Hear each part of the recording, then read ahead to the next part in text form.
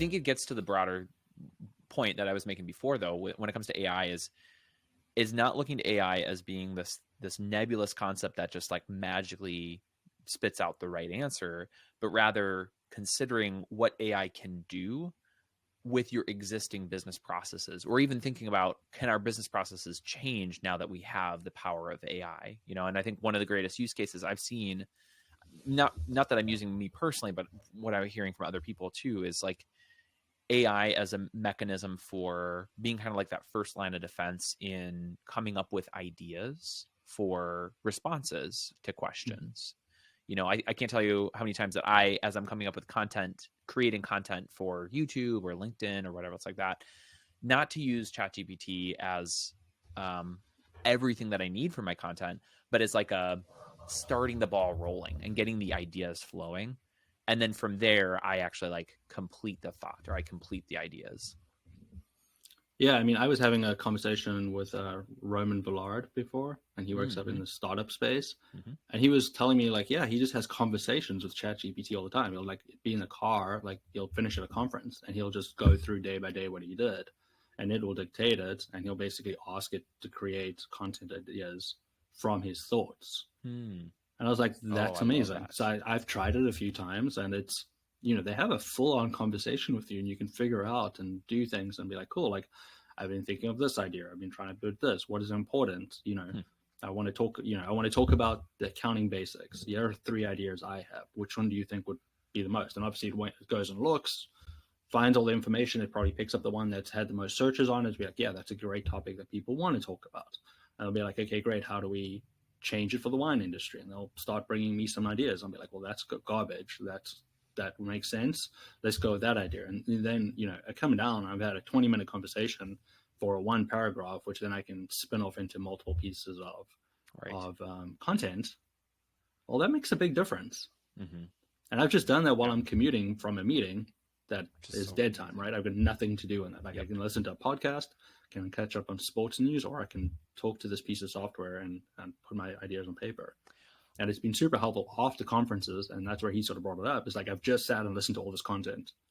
Let me put it down before I forget about it. And let me put it down in a way that is uniquely, like resonates uniquely with how my brain is processing it. Because that's the other thing, is like different people's perspectives are going to land with people differently. And so I can say something, you and I might be saying the same thing, but just the way that I say it might be slightly enough to like unlock something, or like get a light bulb moment for somebody. Yeah. I do think like the whole content game is probably one of the, in my opinion so far, one of the greatest use cases for AI. And the other way is like, I've been getting into the practice of every single client meeting I have, we just record it. So then I always have the transcript. One thing I'm considering getting, I haven't yet done this, but I'm considering investing in those note-taking apps that then like summarize the meeting and like tell you like what are the action items. Like I think that could be really powerful. Have you used that yet, or have you guys started that? So I started looking at some options. I'm sort of actually more at a point now where I'm taking a step back and I'm trying to consider if we're going to continue with Zoom or move on to Teams. Because we're effectively paying for both at this point. We've been using Zoom for a long time. We still internally, like when I joined my team in South Africa, use Skype. And I'm just considering like, let's get rid of Skype. Let's get rid of Zoom. Let's go to Teams. We have it already. It's got the chat functionality. We can do the meetings. But, I mentioned this before. My concern, though, is then it's too close to their Outlook and they're not using Carbon because it's so close and easy. Oh, that's right. So we talked about this last time. Yeah, so that's still my concern. But we're paying for Teams anyway because that's where, email is. So I'm basically paying for the same software twice. And then it's, so then I have to restart the whole process of sort of what could work for us. But I 100% agree because, I have these meetings and then I have to hand over a team member to take the client on. And I've got some notes, but it's my thoughts. Again, like you said, it's like the way I'm thinking about things as it's popping up or what I think is important. Yeah. It's not necessarily everything. And really, it should be treated as a conversation starter with their first meeting with the client rather than like this is the gospel. Yeah. Because there's no ways in a 30-minute like meeting with the client to see if they want to work with us, I can get all the information of what they need. Like it's just not physically possible. That's right. So we tried a checklist of like, let me ask a bunch of questions. It helped a little bit, not really. So, it's trying to figure out that process of that sales meeting to that onboarding meeting, how we transfer enough knowledge.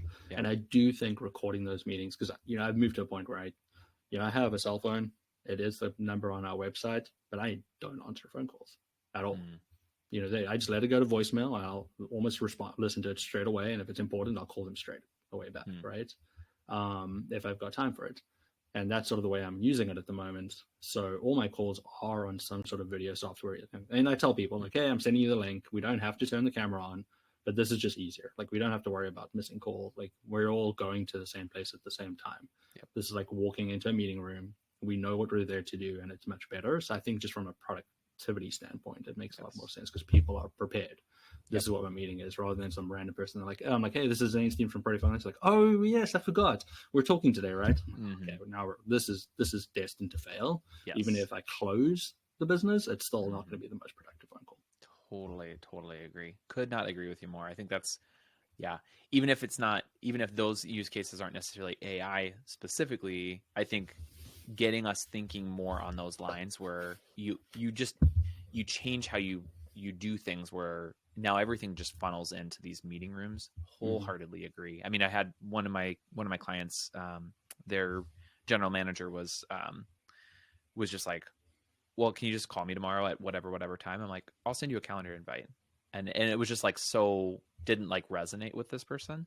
And it's just like, it's just a difference. It's like how you want to work and how you're most effective working. And I think for me, and it sounds like for you too, it's like, you need to have those structured, scheduled times where your people are coming into the meeting room. If for nothing else, then there's a clarity on like, here's our agenda and here's the things that we're going to be working towards.